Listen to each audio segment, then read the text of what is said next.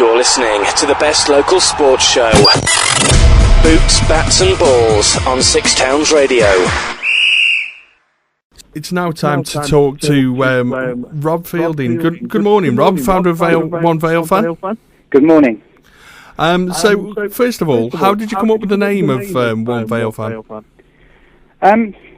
It's quite an interesting story, I guess. I started the website way back in 1996. It actually started because I was working for an internet firm at the time, and it was just a project to learn how to build websites. And I was trying to think about what I could do to help myself, based in Bristol and a Port Vale fan.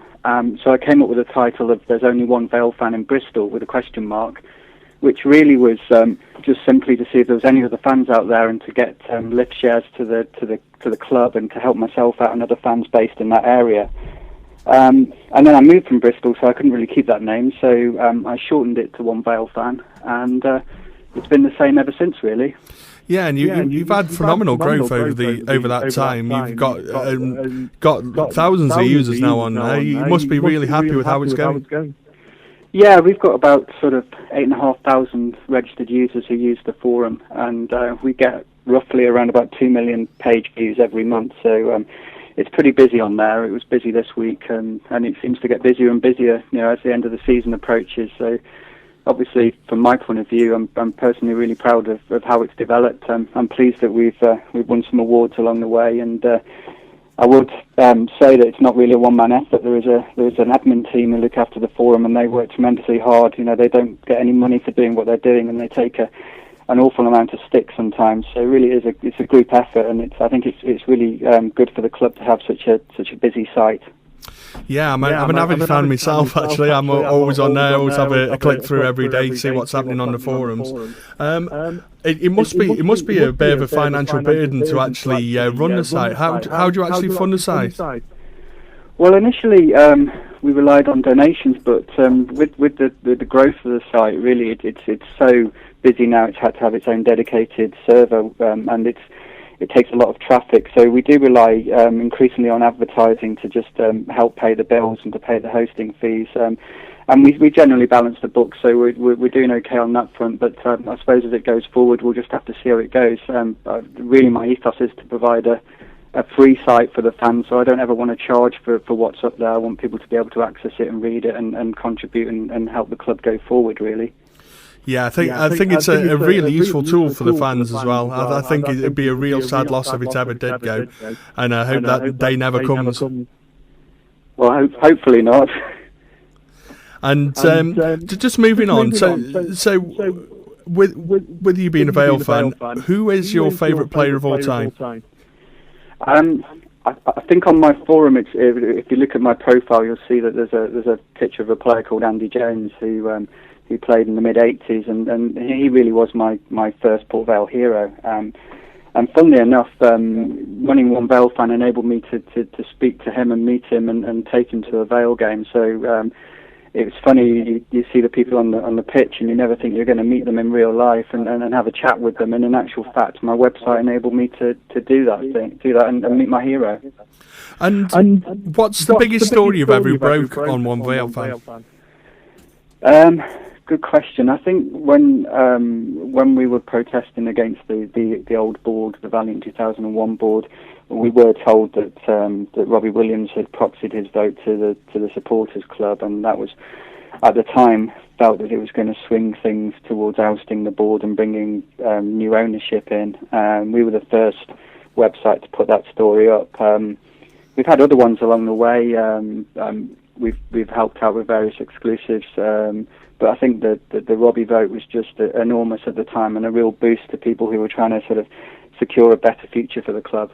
Yeah, it certainly was. And what's the favourite story you've ever broke?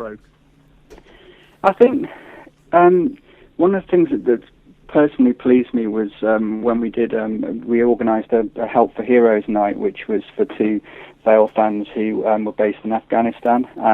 We managed to arrange for them to come onto the pitch in front of the teams to raise some money for the Help for Heroes charity. And what was nice about it was it was a really good way that the OVF and the club worked together. We did some really good things that night. We raised about £850 for charity, and I think we really made some servicemen proud. We showed that we were proud of the servicemen and gave them a really good night. And that sort of shows, I guess, what a site like mine can do and bring people together and help the club and the charity at the same time. And how many hours a day does it take to actually keep the site up and running? Well, that's a good question. It's really been the last sort of 10 years that it's really taken off, and I wouldn't know for sure, but I would say it's probably an hour a day. This week's been considerably more, what with events on and off the pitch. I think it was around about 4 or 5 hours on Tuesday with all the various things that were happening down in Bristol. But it averages out to about an hour a day, which is quite a lot really, but it's enjoyable too. And I believe you've got a One Vale Fan app now that you can download for your mobile, is that right? Yeah, we've got an app that allows people to see the forum when they're on their iPhone or on their Android phone. You can view the forum on a mobile phone just by going to the URL as well. So hopefully people at the match, people not at the match, people walking around in the street can keep up to date with what's going on at the Vale, and I think that's a good thing for supporters like myself who are not based in the city and are based a few hundred miles away. They can keep up to date with what's going on.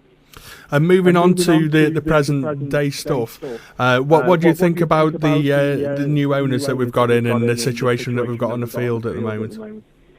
Well, I've only had sort of limited discussions, mainly via email with the owners, but I think that everything they're saying is really good, really encouraging.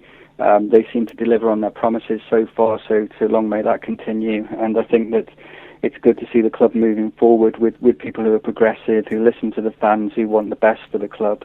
It's unfortunate at the moment, a bit of a blip on the field, and the sooner that can get sorted out. But I'm still behind the manager. He's an excellent League Two manager, and I think that he's had some unfortunate that the players have lost form all at the same time, and the teams seem to have found us out. They seem to be working out how to stop Vale scoring, and that's a bit of a worry at the moment. But we are in third place on the table, and I think at the start of the season, if anybody had asked us where we'd be at this time, not many people would have said third in the table. So it's hopefully going to turn around fairly soon. Yeah, I really hope so. Steve, I think you've got a question. Yes, Rob. It sort of led into it there with what you've just been saying, and terrific first 2/3 of the season, and a little bit of a blip now. What's your thoughts on the sort of criticism that both the manager and the players are getting from the crowd? It seems as though they've been very quick to vent their spleen, so to speak. Yeah, I think there's kind of two parts to my answer. I think, first of all, I think fans that they pay their money, they're allowed to criticise, but I think they need to criticise reasonably. I don't think it's fair to do things such as boo players before they've even got on the pitch, or to subject the manager to personal abuse. But I do think that the so-called happy clapping, it doesn't work. If we'd have had happy clappers, then we probably would not have got rid of the previous board if people hadn't have turned up and actually criticised things. But having said that, the point we're at the moment, I think it's really important that we just rally together. We put the differences aside, and we cheer the club on. I've been saying it in recent days on the website, and I feel that's the right approach. I think we have to leave all the arguments and all the assessments and all the questions about which players are right for the club until the summer now, and we have to get behind everybody and hopefully get back to winning games and staying where we are on the table. Yeah, I mean, there's eight massive games to play, isn't there? There is. I mean, everyone's a cup finalist. I think Robbie Earl said in the local newspaper, and I can't disagree with him. I think it's today's game is vital, as are all the games until the end of the season, and I just think we just need a lucky break at the moment. I think a win would change the attitude of the fans, would change the form of the players, and would just make everybody breathe a little bit more easy. Yeah, I think it's important that, like I say, a good result today up at York, and then hopefully a comfortable home win to follow that would ease the situation massively. It certainly would. I'd certainly love to see a strong win at Aldershot, because that's the match that my website's sponsoring. So we'll be there on welcoming the players onto the pitch and so on. So I just hope we can turn it around sooner rather than later. And we can't let you go without discussing the Ryan Burge incident with Twitter. What are your thoughts on that? Personally, I just think it's cut and dried. Really, I think if the club have got social media guidelines and the player doesn't follow them, then he's got to accept the punishment that the club give out. I think it doesn't matter how good a player he is, and Ryan Burge undoubtedly is a very good midfielder in League Two. But I think that if he can't listen to instructions and follow rules, then he's got to accept the punishment that's there. And although it's going to damage the team in the short term, unfortunately, rules are there for a purpose, and he didn't follow them. And your favourite current player? I can't say Ryan Burge after that. Can I? I would say Tom Pope, just purely because he is a Vale fan, and he's given me an awful lot of pleasure this season with all the goals he's scored. Rob, it's been fantastic to speak to you, and hopefully we can get you on throughout the season as well. And as we get to the dying games, we can see if you've got any nails left. Okay, thank you.